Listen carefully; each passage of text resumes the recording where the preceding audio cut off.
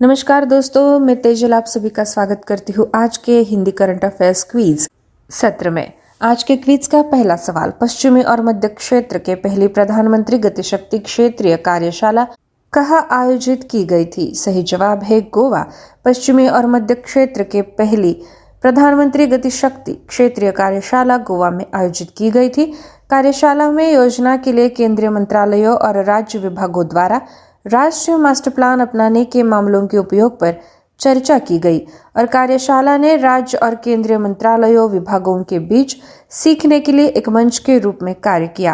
अगला सवाल, किसने जम्मू में 33वें पुलिस पब्लिक मेले का उद्घाटन किया? सही जवाब उपराज्यपाल मनोज सिन्हा। जम्मू कश्मीर और उपराज्यपाल मनोज सिन्हा ने गुलशन ग्राउंड जम्मू कश्मीर में 33वें पुलिस पब्लिक मेले का उद्घाटन किया। उपराज्यपाल ने कहा कि पुलिस पब्लिक मेला पुलिस अधिकारियों और जनता के लिए बातचीत करने और साझा विरासत का जश्न मनाने के लिए एक शक्तिशाली मंच के रूप में उभरा है। अगला सवाल, किस राज्य में भारत का पहला एग्री चैटबॉट अमा कृषि लॉन्च किया गया था? सही जवाब ओडिशा। भारत का पहला कृषि चैटबॉट अमा कृषि ओडिशा में लॉन्च किया गया था।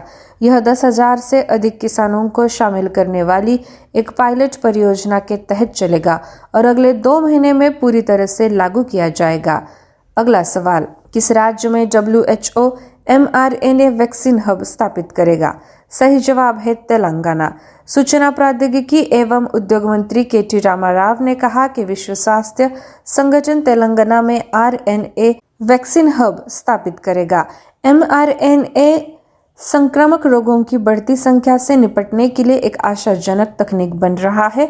अगला सवाल, किसके साथ साझेदारी में उबर टेक्नोलॉजीज भारत में 25,000 EV लॉन्च करेगी? सही जवाब है टाटा मोटर्स।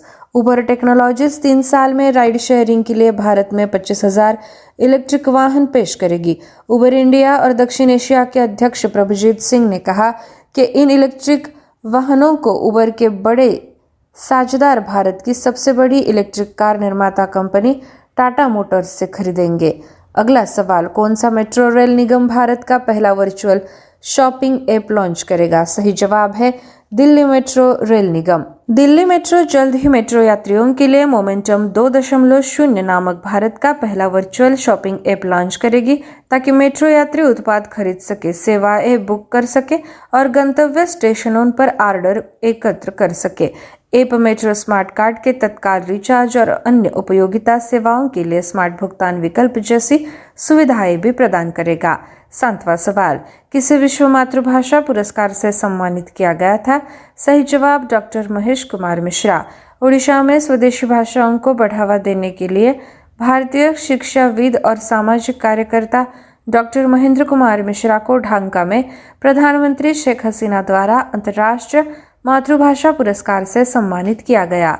8वां सवाल, तमिलनाडु के किस जिले में निजी कंपनियों द्वारा भारत का पहला हाइब्रिड साउंडिंग रॉकेट लॉन्च किया गया था? सही जवाब चेंगलपट्टू।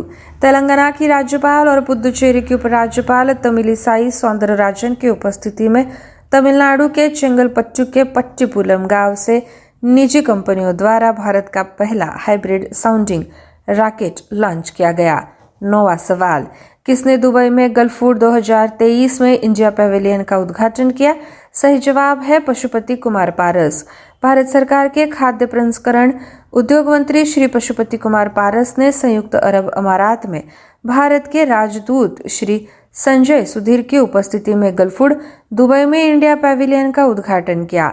आखिरी सवाल, किसने ISSF विश्व कप में महिलाओं की 10 मीटर एयर राइफल में कांस्य पदक जीता? सही जवाब है तिलोत्तमा सेन। भारतीय किशोर तिलोत्तमा सेन ने मिस्र के काहिरा में ISSF विश्व कप में महिलाओं की 10 मीटर एयर राइफल में कांस्य पदक जीता है।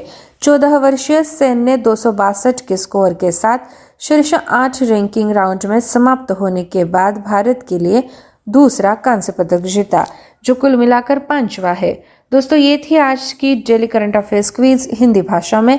मिलते हैं अगले सत्र में। आप सभी का बहुत बहुत शुक्रिया।